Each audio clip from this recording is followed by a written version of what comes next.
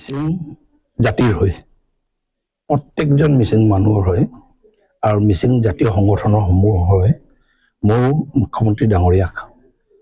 একদম অন্তৰৰ ভিতৰৰ পৰা ধন্যবাদ জ্ঞাপন কৰিছোঁ, আন্তৰিকতাৰে ধন্যবাদ জ্ঞাপন কৰিছোঁ, কৃতজ্ঞতা প্ৰকাশ কৰিছোঁ। ভাৰত স্বাধীন হোৱাৰ পাছত আজি চাবলৈ গ'লে আফটাৰ 79 years আগত কোনো চৰকাৰে আমাৰ আলি আই লৃগাং উৎসৱটোক গুৰুত্ব দিয়া নাছিলে। বিশেষকৈ কংগ্ৰেছ চৰকাৰসমূহৰ দিনত মোৰ মনত আছে এই 2002-03 চনত ধেমাজিত আমি ৰেষ্ট্ৰিক্টেড হলিডে ধেমাজি দিব লাগে বুলি আমি আন্দোলন কৰিছিলোঁ। মোৰ মনত আছে, মই TMPকে কৰিছিলোঁ তেতিয়া। লখিমপুৰত মোৰ মনত আছে, লখিমপুৰ জিলাত আমাক ৰেষ্ট্ৰিক্টেড হলিডে লাগে বুলি সেই কংগ্ৰেছ চৰকাৰ দিনত আমি আন্দোলন কৰা মনত আছে। তাৰ পাছতো পুলিচৰ লগত সংঘাত হৈ আমি বন্ধ নাপালোঁ তেতিয়া আন্দোলন কৰিও। যেতিয়া উপলুঙা কৰিছিলে নাচ গান কৰিবলৈ কিহৰ বন্ধ লাগে বুলি। কিন্তু বিশেষকৈ ভাৰতীয় জনতা পাৰ্টীৰ চৰকাৰ অহাৰ পাছত এটা হ'ল যোৱা চৰকাৰৰ দিনত চৰকাৰীভাৱে আলি আই লৃগাং পাতা আৰম্ভ কৰিছিলে। এইবাৰো চৰকাৰীভাৱে যোৱা ৩-৪ বছৰ আলি আই লৃগাং চৰকাৰী উৎসৱ পালন কৰিছিলে। যোৱা 2 বছৰ আগৰ পৰা লাহে লাহে 12খন জিলাত আলি আই লৃগাঙক ৰেষ্ট্ৰিক্টেড হলিডে দিয়া আৰম্ভ কৰিছিলে। আৰু শেহতীয়াভাৱে যোৱা আজি 45 বছৰৰ সংগ্ৰামৰ দাবী ফলশ্ৰুতিত TMPকে অসম চৰকাৰৰ লগত, জাতীয় সংগঠনৰ অসম চৰকাৰৰ লগত নেৰা নেপেৰা আলোচনাৰ পাছত অসম চৰকাৰে কেবিনেটে আলি আই লৃগাঙক ৰাজ্যিক বন্ধৰ স্বীকৃতি দিছে। তাৰ কাৰণে মিচিং জাতি আমি কৃতজ্ঞ মাননীয় মুখ্যমন্ত্ৰী ডক্টৰ হিমন্ত বিশ্ব শৰ্মাৰ প্ৰতি। আৰু ইতিমধ্যে আমি খবৰ পাইছোঁ জাতীয় সংগঠনসমূহে আজি এটা বৈঠক আছে, সিদ্ধান্ত হ'ব যে এসপ্তাহ জোৰা চৰকাৰক কৃতজ্ঞতা আৰু ধন্যবাদ জনাই আমাৰ জেগাবোৰতো ধন্যবাদ যাত্ৰা আৰু কৃতজ্ঞতা যাত্ৰা এটা মুখ্যমন্ত্ৰী ডক্টৰ হিমন্ত বিশ্ব শৰ্মা আৰু বিজেপি চৰকাৰক ধন্যবাদ জনাই এটা মিচিং জাতিয়ে নিজৰ কৃতজ্ঞতা প্ৰকাশ কৰিব। ইতিমধ্যে 6th শিডিউল বিষয়টোক মিচিং, ৰাভা আৰু তিৱাৰ ক্ষেত্ৰত অসম চৰকাৰৰ মজিয়াৰ পৰা আলোচনাবোৰ শেষ কৰি প্ৰতিবেদন ইতিমধ্যে কেন্দ্ৰীয় চৰকাৰলৈ প্ৰেৰণ কৰিছিলে। কেন্দ্ৰীয় চৰকাৰৰ বিভিন্ন সংস্থাত এই বিষয়বোৰ আলোচনা কৰাৰ পাছত যোৱা ডিচেম্বৰ মাহত কেন্দ্ৰীয় চৰকাৰৰ মাননীয় গৃহমন্ত্ৰী অমিত শ্বাহজী আৰু মাননীয় মুখ্যমন্ত্ৰী ডক্টৰ হিমন্ত বিশ্ব শৰ্মাৰ উপস্থিতিত ইণ্টাৰলকুটাৰ এপইণ্ট কৰি গোটেই বিষয়টো মীমাংসা কৰাৰ কাৰণে প্ৰচেছ কৰাৰ প্ৰক্ৰিয়া আৰম্ভ হৈ গৈছে। এই ইণ্টাৰলকুটাৰ এপইণ্ট কৰি গোটেই বিষয়টোৰ কেনেকৈ ৰোডমেপ এটা ঠিক কৰা যায়, মডেলিটিছবোৰ কি হ'ব, গোটেই বিষয়টো মাননীয় গৃহমন্ত্ৰী অমিত শ্বাহজী মিচিং যুৱ মহোৎসৱত আহিও ইয়াত ঘোষণা কৰি থৈ গ'ল, প্ৰতিশ্ৰুতি দি থৈ গ'ল। মই ভাবোঁ যে এতিয়া আচল জেগাত য'ত কেন্দ্ৰীয় চৰকাৰ সংবিধান সংশোধন কৰাৰ প্ৰয়োজন হ'ব পাৰ্লিয়ামেণ্টত, গোটেই প্ৰক্ৰিয়াটো এতিয়া মই ভাবোঁ যে আৰু তীব্ৰতৰ হ'ব। আৰু আমি আশা কৰিছোঁ 1-1.5 বছৰৰ ভিতৰতে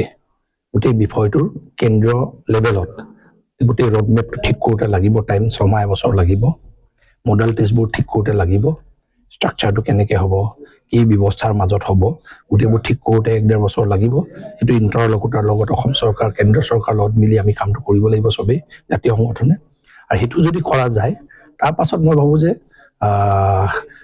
বিষয়টো ফাইনেল এটা কালমিনেশ্যনৰ ফালে, চলিউশ্যনৰ ফালে আগবাঢ়িব। তাৰ কাৰণেও মই কেন্দ্ৰীয় চৰকাৰ, মাননীয় গৃহমন্ত্ৰী, প্ৰধানমন্ত্ৰী মোদীজী আৰু বিশেষকৈ গোটেই উদ্যোগটো সন্মুখৰ পৰা নেতৃত্ব দিয়াৰ কাৰণে মাননীয় মুখ্যমন্ত্ৰী ডক্টৰ হিমন্ত বিশ্ব শৰ্মা ডাঙৰীয়া আৰু আমাৰ শিক্ষামন্ত্ৰী ডক্টৰ ৰণোজ পেগু ডাঙৰীয়াক মই ধন্যবাদ জ্ঞাপন কৰিছোঁ।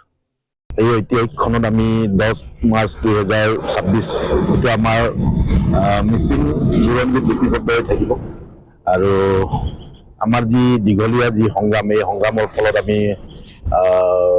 এইটো যোৱাকালি দিনটোত আমি ৰাজ্যিক বন্ধ হিচাপে পালোঁ। তাৰ কাৰণে আমি প্ৰথমে অসমৰ মাননীয় মুখ্যমন্ত্ৰীক ধন্যবাদ জনাব লাগিব। অসমৰ শিক্ষামন্ত্ৰী ডক্টৰ ৰমেশ পেগুক আমি ধন্যবাদ জনাবই লাগিব আৰু সকলো কেবিনেটক আমি ধন্যবাদ জনাব লাগিব TMPK তৰফৰ পৰা আৰু মিচিং ৰাইজৰ হয় লগতে এই বিষয়টোক আজি 2006 পৰা আমিতো TMPK MNK মিমা কাবাং হিচাপে জাতীয় সংগঠন হিচাপে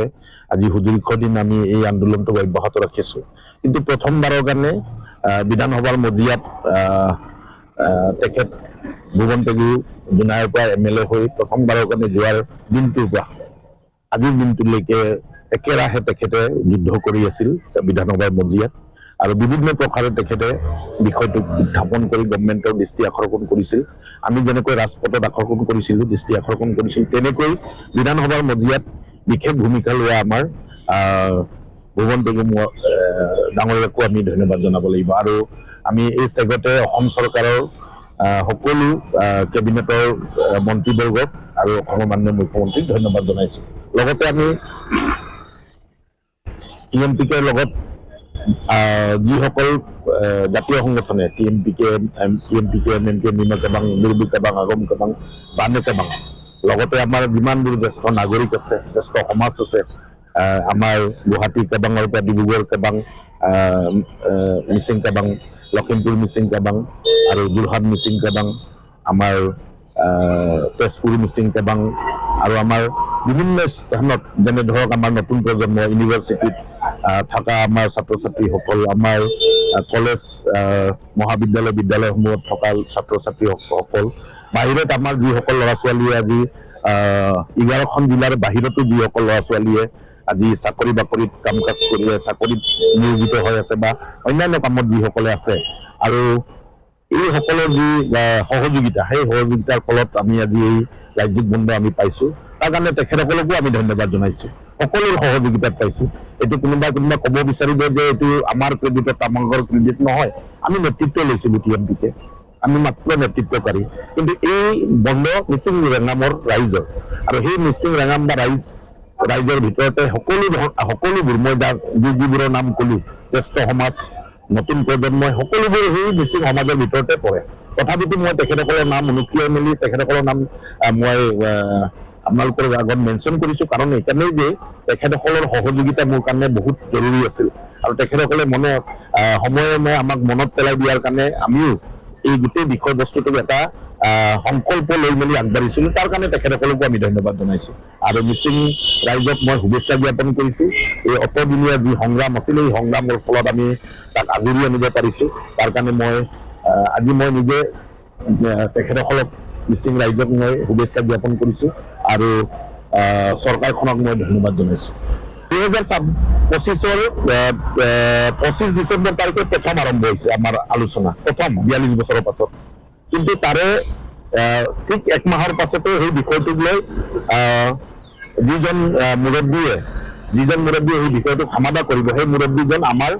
TMPKৰ আহ্বানত অনুষ্ঠিত হোৱা মিচিং ৱেব ফেষ্টিভেলত তেখেত উপস্থিত হৈ এই বিষয়টোক ৰাইজৰ আগত বক্তব্য দাঙি ধৰিছে যে ইণ্টাৰলকিউটৰ তেখেতে নিয়োগ কৰিছে আৰু ইণ্টাৰলকিউটৰৰ জৰিয়তে অনাগত দিনত কেনেধৰণৰ চিকিৎসা ব্যৱস্থা প্ৰয়োজন মিচিং ৰাভাটিবা তাৰ সমাধা কৰাৰ কথা তেখেতে ৰাইজৰ আগতে বক্তব্য আকাৰে ৰাখি কৈছে তো আমি আশা কৰিব পাৰোঁ যে এটা আলোচনা হোৱাৰ ঠিক এক মাহৰ পাছত যদি তাৰ পৰৱৰ্তী আলোচনা বা পৰৱৰ্তী বিষয় যদি ৰাইজক অৱগত কৰে তেন্তে নিশ্চিতভাৱে তাৰ এটা শীঘ্ৰ তাৰ আলোচনাৰ দিশ আগুৱাই যাব বুলি মোৰ দৃঢ় বিশ্বাস আছে আৰু মই নিশ্চিতভাৱে এতিয়া মোৰে নেতৃত্বত আছো মই TMPK কাৰণ আলোচনা TMPKৰ লগতে হ'ব যিহেতু তো এই নেতৃত্বৰ মূল মানুহ হিচাপে বা সাংবিধানিক পদবী হিচাপে মই TMPKৰ প্ৰেচিডেণ্ট হিচাপে মই আশা আৰু মই নিশ্চিত যে অনাগত 6 মাহৰ ভিতৰত ইণ্টাৰলকিউটৰৰ লগত আলোচনা কৰি এই যিবোৰ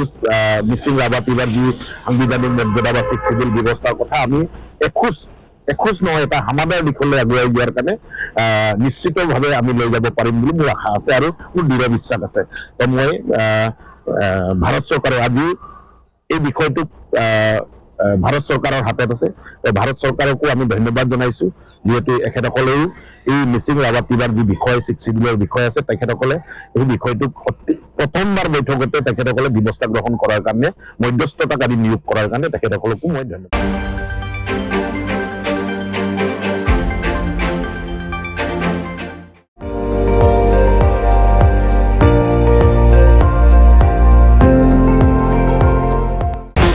আপুনি চাই আছে ND24